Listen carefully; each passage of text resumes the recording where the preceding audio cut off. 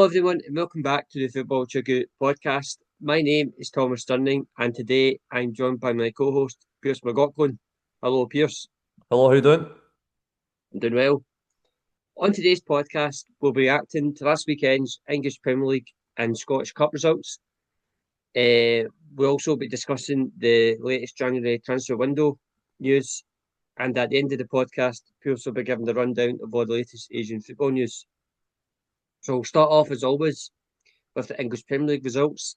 So on Saturday, the 17th of January, the results finished Man United 2, Man City 0, Leeds 1, Fulham 0, Tottenham 1, West Ham 2, Sunderland 2, Crystal Palace 1, Liverpool 1, Burnley 1, Chelsea 2, Brentford 0, Nottingham Forest 0, Arsenal 0.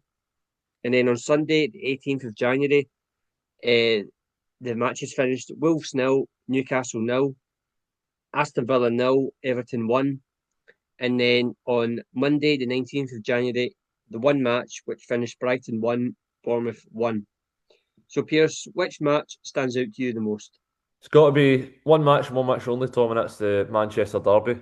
Obviously, it was Michael Carrick's first game in interim charge, following Ruben Amorim's sacking, and they beat Manchester City 2-0. Could have been a lot more if it wasn't for Donnarumma, and obviously the assistant's offside flag. But I thought Bruno Fernandes was inspired, especially in the second half, and at times.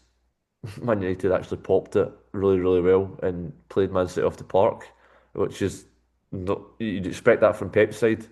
And considering he was only in charge for a few days, and he's went back to the 4-2-3-1, which is the more kind of common formation nowadays, and the more one you'd associate with Manchester United. Considering Manchester United for the last two seasons have played a three at the back formation, it just shows you. Um, and also the big recall for Kobe Mainu, who's also a stand at midfield next to Casemiro, because he was out under the cold. Ruben Amorim barely played him. So, and obviously playing Ahmad in his preferred position after African Cup Nations, and Blemo up front, and then they played Patrick Dorgu, who was been playing predominantly left wing back. He played on the left wing, looked short left back. So I think in terms of it offered that really good balance to the side. And especially Blemo's goal, the passing movement for that, just 1-2 touch, and then the finish was brilliant. So I thought that's got to be the standard result for me, because obviously Manchester United won in the Manchester Derby, having lost the first one at the start of season 3-0 quite convincingly at the Etihad. So for me, that was a standout performance. Yep, same as me. Wasn't a lot of action this weekend in the Premier League, but that has to be a standout match for me. I agree with everything you've just said. In terms of Man United, back to the formation of a 4-2-3-1, and I thought they looked much better. Much more sort of kind of like the Man United of old. Kind of obviously Man City, we all know, like to pass the ball, like to keep possession. So it was Man City that had a lot of the possession, and Man United were sort of sitting back and then hitting them in the counter attack, and it was really effective. That's how the first goal came about. It's a free kick from Man City. The ball goes in to the box. Man United cleared it and they go on the counter attack, and it was a great goal. But yeah, Man United, they probably deserve to win that match. You know, as you said, Kobe Mainu back in the team played really well. Likes of Harry Maguire as well, played well. So that was obviously Michael Carrick's first game in charge. He's now the interim manager to the end of the season, and I think that's what you're going to see from Man United. That sort of formation, that sort of setup, and for me, I think it suits them because they've got a lot of really fast players going forward. So in terms of playing counter-attacking football, I think for them it's going to be really effective. And we talk a lot about Man United having problems and stuff, but they could go on to have a really good season. They're still, I think they're fifth now in the table, Champions League spot, so they could build some momentum now and kick on and have a really good season. And you never know what will happen. But really good victory for Man United, really good start for Michael Carrick, and then Man City again dropping points. Not really doing well so far. At the moment, got a lot of injuries, especially in defence, like Gavardiol and Ruben Diaz. And then Erling Haaland on Saturday had a really quiet game as well. So, yeah, they'll obviously be really disappointed with that. And once again, drop points for Man City in this title race with Arsenal. So they're obviously going to be really disappointed. And then just before, I would just want to quickly mention the Tottenham 1, West Ham 2 match. West Ham scoring in the last kick of the game, last minute. A massive victory for West Ham in terms of their relegation fight. So that should give West Ham a lot of confidence going into the next matches. And for Tottenham, again, a really bad result for them, and that puts Thomas Frank under a lot of pressure. He was already under pressure, and I think that puts him under even more pressure. The fans are not really with him at the moment. So it's going to be interesting to see what happens with Tottenham in the next days and weeks, because there could be some change happening if results continue to be the same. So yeah, so just sticking with the English Premier League. So a little bit of transfer news to give you. So we were just talking there about Man City. So they have made a signing. So Man City announced the signing of Marc Guehi from Crystal Palace for a fee of £20 million.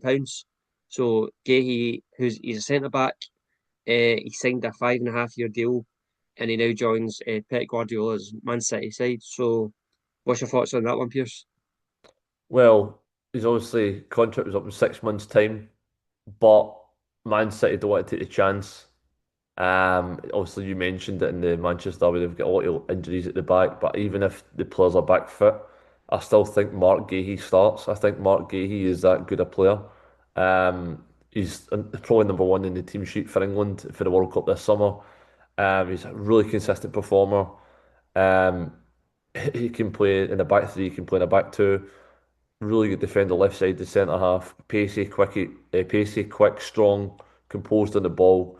And I think he's just an all round brilliant defender. And I think he just, for £20 million, I think it's a bargain. Even with 6 months to go, I think that's how good a signing he is. I think he shows up that defence, and I think he'll bring that leadership. 'Cause obviously, he was a captain at Crystal Palace as well. And I feel as if he served Crystal Palace really well. And the fact is, I think he's taken his game to the next level. Obviously, he played at Chelsea a number of years ago, but he never really got a chance. And I think Chelsea will now be ruining that decision because obviously, look at now he's at Man City, and I think he's coming into his prime years as well. So I think for me, unbelievable signing. I think he elevates that Man City defence. Yeah, I agree. A really good, important signing for Man City, as you said. Problems in the defence. Two of their main centre backs are out, but there could be a case when everyone's fully fit that Gahey starts, regardless anyway. Really good centre back, done really well for Crystal Palace. Was a captain when they won the FA Cup as well. So good leadership skills. Played a lot of football. And yet Pep Guardiola will be delighted because you can tell right now that Man City are struggling in that defence. Um, so a player like Marc Guehi will come in and um, shore up that defence even more, and hopefully for Man City they'll stop conceding a lot of silly goals that they are conceding right now. And then for Crystal Palace as well, it's actually a good deal for them because we all knew that Marc Guehi was going to be leaving Crystal Palace at the end of the season anyway. He only had, as you said, 5 months left of his contract. So it was either take this 20 million or let him leave for free. And, I think for Crystal Palace, I think it was just, take the money rather than get him for free, rather than let him leave for free. So I think for Crystal Palace as well, they'll be slightly pleased that they have got a bit of money for Marc Guehi. So, yeah, so that's a confirmed deal in the English Premier League. So we'll now move on into the Scottish Cup. So Scottish Cup results have went through. So the match is finished. Dunfermline 1, Hibs 0. Airdrie 3, Arbroath 3, Airdrie won 4-2 on penalties. Kelty Hearts won, Cove Rangers won. Kelty Hearts won 5-3 on penalties. Dundee United 2, A United 0. Camelon Juniors 1, Elgin City 3. Kilmarnock 1, Dundee 2. Livingston 1, St Mirren 1. St Mirren won 4-3 on penalties. Motherwell 1, Ross County 0. Partick Thistle 3, Montrose 1. Spartans 0, Inverness 0. Spartans won 4-2 on penalties. Stenhousemuir 4, Greenock Morton 0. Hearts 1, Falkirk 1. Falkirk won 5-4 on penalties. And then on Sunday, the 18th of January, there was 2 matches which finished Aberdeen 1, Raith Rovers 0. Auchinleck Talbot 0, Celtic 2. And then just before I forget, there was actually one more match, the start on the Friday the 16th of January, and it was Rangers 5 and an Athletic 0. So, Pearse, which match stands out to you the most? I'm going to go with Dunfermline Athletic 1, Hibernian 0. Just because obviously it's the Neil Lennon derby. Obviously up against his former side. Obviously a championship side also putting out the Premiership side, high flying Premiership side in Hibs. Thought Hibs had a number of chances, especially in the first half. Kieran Bowie, 6.5 million rated Kieran Bowie, for his own half. Had the full length of the pitch to run, one wicketkeeper missed a chance, and then they had countless other opportunities that they just didn't really take. And then if you've got that many chances you don't take, you're always giving the opposition a chance, because I thought Dunfermline had to defend a lot, really deep, and rely on set pieces for any chance. And then they they get a deflected own goal at the end from a set piece, in Bedlam at the end, East End Park, and I think just shows you what Neil Lennon can do in terms of as a manager. I think he's got that belief in Dunfermline. I think Dunfermline, when he took over last season, they were near the relegation zone and he got them to safety. And I think this season, I think he'll be aiming for not automatic, maybe playoffs to Premiership next season. But I think a giant kill, and I think when any SPL side goes out to a team in the division below, I think for me that's got to be the standard result. Uh, yeah. For me, my standout match is the Hearts 1, Falkirk 1, with Falkirk winning on penalties. I just think for Hearts, that's them now out the Scottish Cup.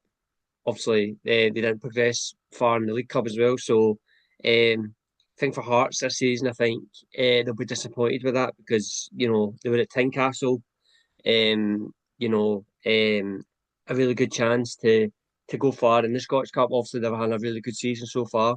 In the league, top of the table, 6 points clear. But that's their chances now of winning the Scottish Cup. Over. So there'll be no Scottish Cup trophy for them. And then also, and adding on to that, Lawrence Shankland, who's our captain, he got a hamstring injury during that match, and he's now out for 6 to 8 weeks. So that's a big blow for them. And their next league match is against Celtic. So I think for Hearts at the moment, they are kind of struggling.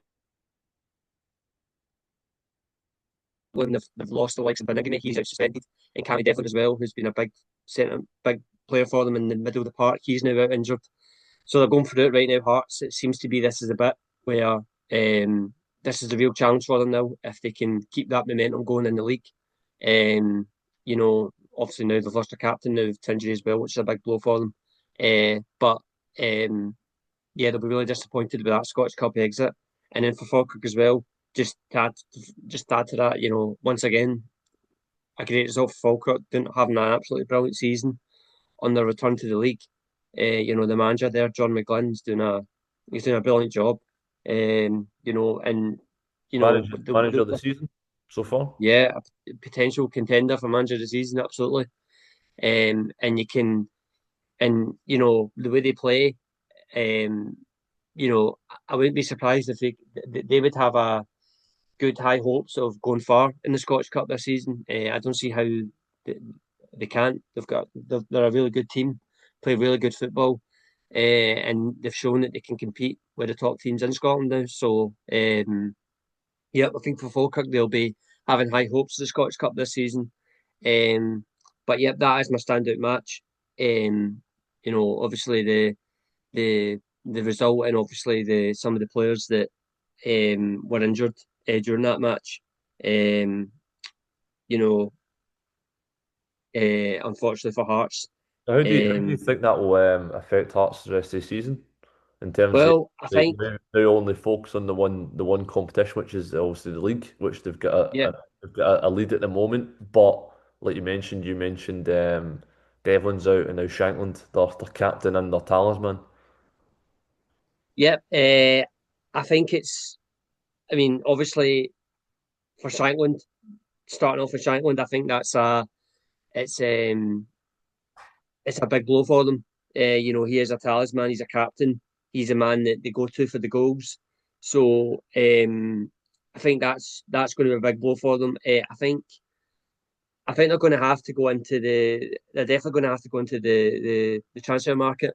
Um, to try if it's a loan till the end of the season or if it's a permanent deal, I don't know. But I think now's the time for Hearts that they have to try and go into the transfer market to sort of keep the squad as strong as possible. They don't have any European football, which sort of helps them. But to lose two big centre mid players on Sat for this week, they've got no Beningame, no Devlin, and no Shankland. Three crucial players for Hearts this season. Um, you know, uh, that's going to be really tough for them. But I definitely think they're going to have to go into the transfer market and try and for a start try and replace Shankland, whether that's just a loan till the end of the season or something different. I think they're going to have to try and figure something out because they also want to keep this momentum going. Do you think the problem with Hearts is the fact that they've not rotated the squad enough because they probably McInnes probably doesn't trust the backup players? Uh,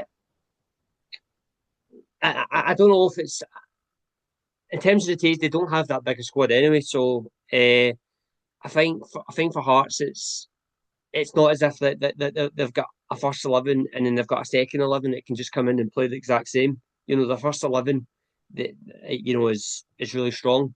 And as you said, you know, I do believe that the manager doesn't believe that the players to replace are as strong as a first strong 11. So um, I definitely think that I just go back to it again that they're definitely going to have to go into the transfer market to try and retain that strength in the squad. And yeah, it'll be interesting to see what they do in the next couple of weeks or so.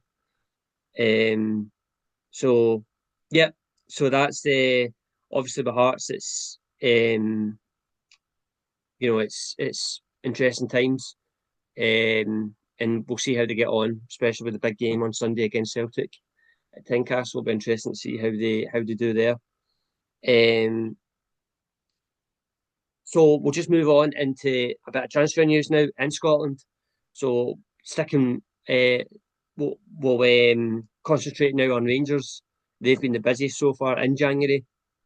So they've already made three signings, and they are Tochi Chukwuani Tuur Rommens, who's a left back, and left mid Andreas Skov Olsen, who they've signed on loan till the end of the season. So, Pearse, what's your thoughts on these three signings for Rangers? Well, I'll touch briefly on the other two, not Skov Olsen.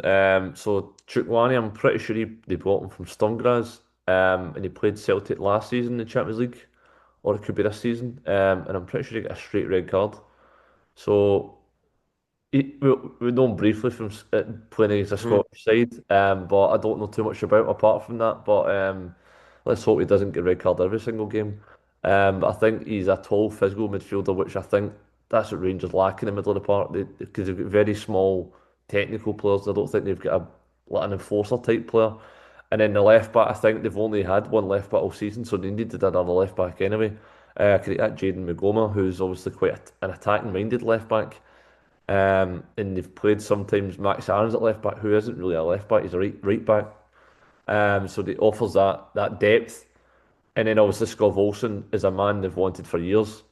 I'm pretty sure they wanted him when Steven Gerrard was in charge.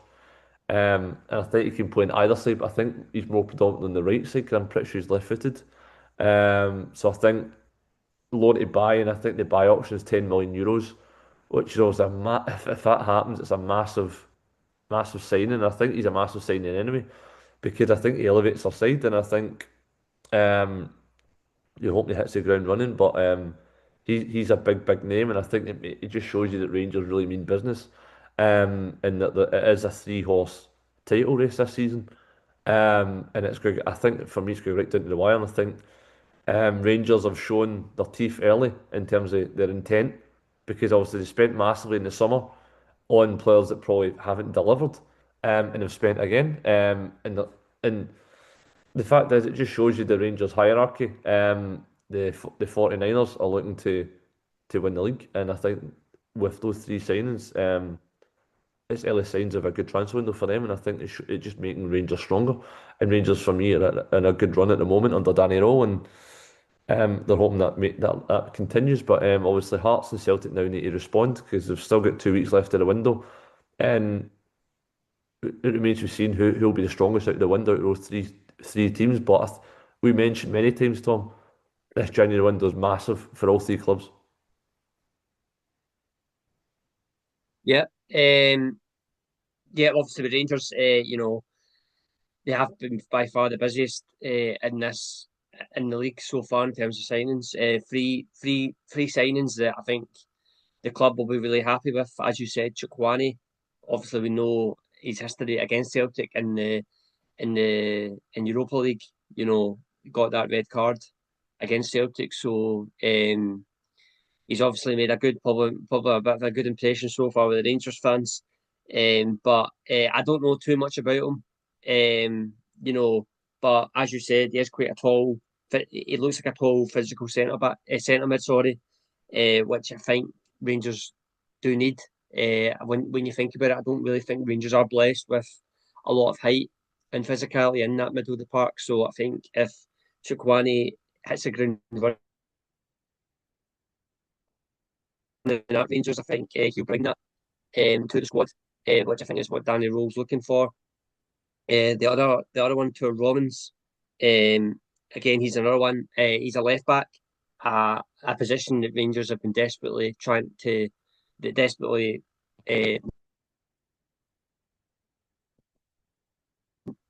are lacking in terms of depth. They've only got the Jin-Woo, who is, I think, their only recognised left back. So he'll come in, the new left back. He'll come in and obviously give that competition to Jade Magoma. And Jade Magoma is quite a he is a very young left back. So we might see Tuur Rommens coming in and taking that spot from Magoma straight away. We don't know. Obviously Rangers need to see what he looks like playing the Rangers top. So that's again a position Rangers needed filled, and they have filled. And lastly, I think the big sort of name, Andreas Skov Olsen. For me, a very impressive signing. As you said, the loan to end the season with the option to buy. I actually think Skov Olsen was asked about the option to buy, and I think he sort of made it clear that he actually does want to stay beyond the season. Said that yeah, that is his plan. So once again, um, that's obviously the sort of thing Rangers want to hear. And yeah, he's a really good player. They've signed him on loan from Wolfsburg. He's had a really good career so far in terms of Belgium and Denmark. Scored a lot of goals. A very, very experienced international player for Denmark as well. Still very young as well. I think he's only 26. So obviously Rangers can feel that they can get the best out of him.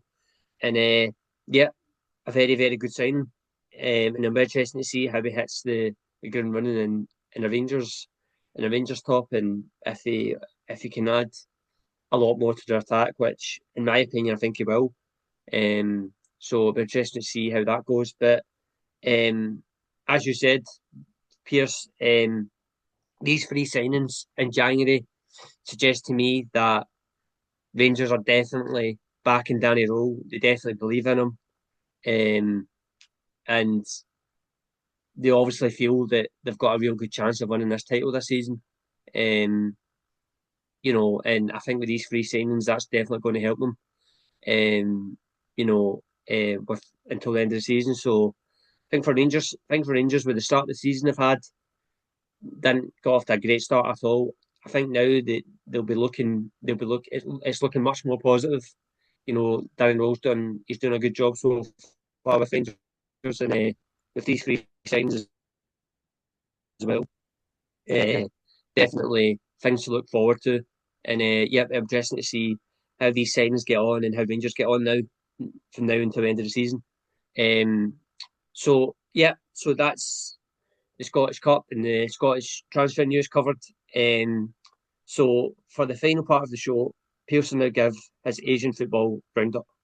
Yes, a little bit of Asian football news. So it's been confirmed that Japan will play an international friendly with Scotland on Sunday, the 29th of March, and that's a 2 a.m. kickoff in Japan Southern Time. So it'll be Saturday night for obviously you in the UK, and that's going to be played at Hampden Park. So it'll be exciting to see Japan play Scotland. A wee preview of the World Cup, because obviously both sides are going to the World Cup this summer. And obviously a landmark moment for Karo Matoma of Brighton and Hove Albion. He's now become the third Japanese player to make 100 Premier League appearances, behind Maya Yoshida in 154, and in second was Shinji Okazaki in 114. So a brilliant achievement for Karo Matoma. And the final bit of news is Ji-Woo Jun from Jeonbuk, who are obviously the K-League champions and also the Korean FA Cup winners, is signed for Oxford United in the Championship, and that's an undisclosed fee. And he was also the top goal scorer last season for Jeonbuk, and he had an unbelievable season. And he's obviously 26 years of age, currently prime of his life, and I think he was wanted by back in the summer by West Brom, but he wanted to remain at Jeonbuk for the rest of the season to make sure they lifted the title, and that's what he's done. And now he's got his permission to go and play in England, and I'm sure he'll be one that excites the Championship, and I think he'll thrive over there. Predominantly left winger / striker, but he's a winger that provides goals. I'm sure he'll be looking to kick on this season and get his ticket for North America this summer for South Korea. And that's all your latest Asian football news. Thank you, Pearse, and thank you everyone for listening to this episode of the Football Chuggu Podcast. This podcast will be available to listen to on the Football Chuggu YouTube channel and also the Football Chuggu website. Thanks for listening, and see you soon. Bye-bye.